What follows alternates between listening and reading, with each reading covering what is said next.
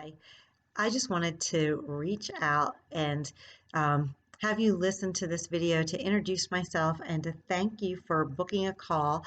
And I wanted to tell you a little bit about myself and my story so that when we actually sit down to talk, we can really dive in to your story because that's what I am most concerned about and that's what's important. And talking to you about how I can help you through what you're going through right now.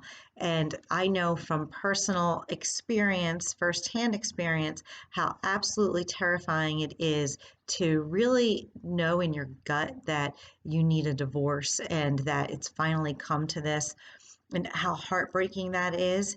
And to really have all of that compounded by how really traumatic and toxic the divorce process is in this country. So I want to tell you a little bit about myself. Sorry, my dog is barking in the background because I have quite the chaotic household sometimes, like you probably do as well. But I wanted to tell you a little bit about how I got here so that you understand that I am not that different than you, right? So I grew up in the Philadelphia area, which is still where I live, and I had a really idyllic childhood. My parents have been married 50 years. They're still married. I have a big, kind of crazy Italian family. And um, when I got older, I was always an overachiever at school, always, made my parents proud and did my best, went to college, went to law school, married my law school sweetheart. And what I learned as I got older is that marrying, you know, an opposites don't always attract. And what I learned as I went through my career as a divorce attorney, um, and then how things kind of subsequently fell apart, and I'll talk to you about that in a second. But I learned how really important and fundamental family is to get you through the tough times in life, or a support system of some kind. And we all know that in 2021 that we really can choose our families.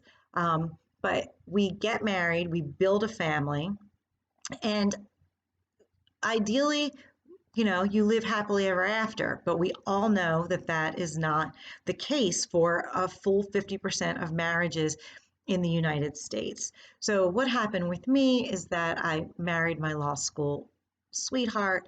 I graduated from law school in the top 10% of my class, chose not to go to Washington, D.C. to pursue a big um, political lobbying type career, which had been my original goal when I decided to go to law school. I went to college at George Washington and decided, I had thought rather, that I was going to stay in Washington after law school.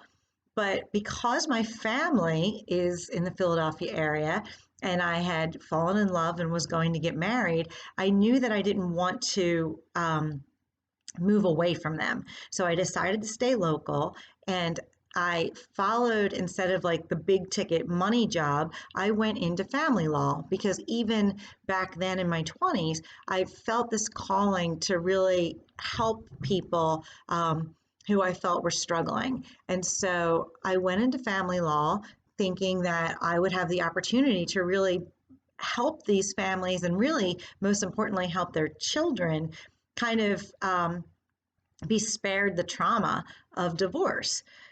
And what I found out is that the system is just not built that way. The traditional divorce system kind of eats families up. It destroys whatever little bit of relationship may be left at the end. And it really actually makes everything that comes after all the years of co-parenting harder, because the traditional system literally ramps up the antagonism on purpose. It's designed that way. And I talked a little bit about that in my webinar. So if you've come to this spot to book a call because you've watched it. Thank you so much. And if you haven't, we'll talk about that more in the course and how we sort of got this way. But so I was doing that for a living and I wasn't very satisfied because of that, because I was dealing with so much, what I felt was like unnecessary fighting every single day. Imagine doing that for a living for 20 years. Like you go to work every day with the sole purpose of making somebody else angry on the other side of the case. It's really was not a good fit for my personality. And I had 3 children, and my 2 older ones were really close in age, and we're plugging along, living the American dream, 2 lawyers. And when my oldest son, who is now 19, was 6, right at the end of his kindergarten year, he was diagnosed with something called Duchenne muscular dystrophy. And Duchenne muscular dystrophy is this really awful neuromuscular disease that at the time he was diagnosed, I'm kind of whispering because he's in the house someplace. He can't hear me though, and he knows all this now. But when he was diagnosed at 6, they told us his life expectancy was 14. And he appeared at 6 to be like pretty healthy. It was sort of a fluke that he was diagnosed. So it wasn't something that was on our radar screen. We weren't worried that he was ill. We had this gorgeous 6-year-old boy. And so they give you this horrible prognosis. They tell you that he's going to slowly lose all of his physical abilities. And it, understandably throws your family into a tailspin. So we had the option, we dealt with it in 2 very different ways. We chose not to tell him until he started to have symptoms, which was a couple years later. But at that point, our marriage started to really suffer because I was trying to be optimistic and faithful and, you know, determined to overcome this. And my now ex-husband dealt with it in a very different way emotionally. He, internalized all of that stress and sadness. And he had also had a very sort of troubled childhood. His family structure was very different than mine, not at all the idyllic childhood that I had had, but rather kind of hallmarked or earmarked by a lot of fighting. His parents didn't talk to their siblings, his grandparents hated each other. And so there was just a lot of negativity in that situation, which he understood. It's part of the reason why I think we got married, because my situation was the opposite. But he internalized all of that.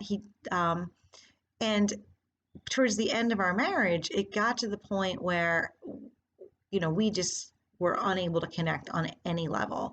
And it got to the point in the house where I sort of felt like we were either arguing or ignoring each other. And, the aha moment for me was I had told him that I thought that I knew for sure we needed a separation and that I didn't think this was really savable. But we were all living in the same house, which a lot of my clients do. So we stayed in the same house. And at some point, my daughter says to me, so we're in the same house. My daughter says to me, there was fighting going on in the background. And I said to her, I'm hoping that once, mom and dad are spending some more time apart, that we won't have so much fighting and it'll just be a happier household for both of you. And that goes to how we tell the children. And there's kind of a whole methodology or technique that really helps lessen the blow on the children. But we had already had that conversation with her. And I said, hopefully this gets better and you get the best of both of us. And she looked at me and she said, Mom, it's fine. Screaming is just our family culture. And she was in the 5th grade. And I was like, oh my God, that I needed to be divorced 5 years ago. Like, I never should have let them live like this for so long. And you think you're doing the best thing, the right thing. You don't want to put your children through a divorce. And what I learned in that moment was that, you know, getting divorced itself is not the part that causes long-term damage on the children. It's how you get divorced that is the problem.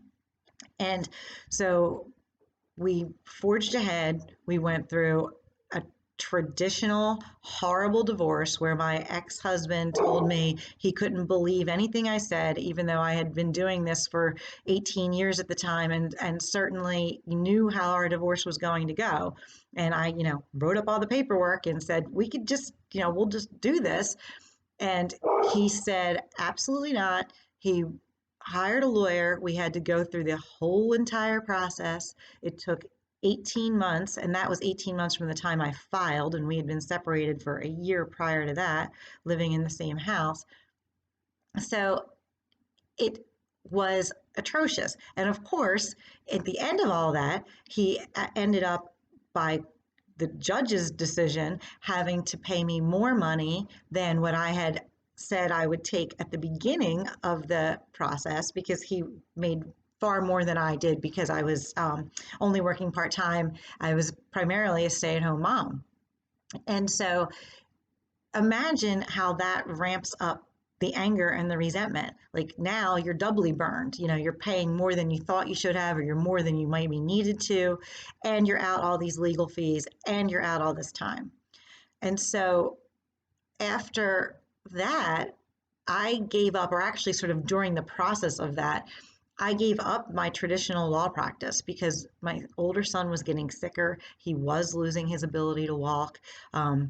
It, it's really hard to talk about even now. That is so traumatic to watch someone go through that, and we still struggle with that every day. But out of all of that is how Family Transitions was born. And my program really evolved as I learned the transformative power of empathy and compassion in all of our relationships, really, but how applying those kind of novel ideas in the divorce world to our divorce process. And so what I realized is that I can help couples get through this process in a totally different way that helps them avoid the toxic system, avoid the destruction, the increased destruction that's created by that system, and then also save them thousands of dollars in legal fees and months and months of their time and lives.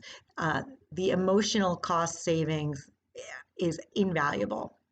So I really appreciate your reaching out to me, and I really look forward to hearing your story and moving forward to help you on this journey.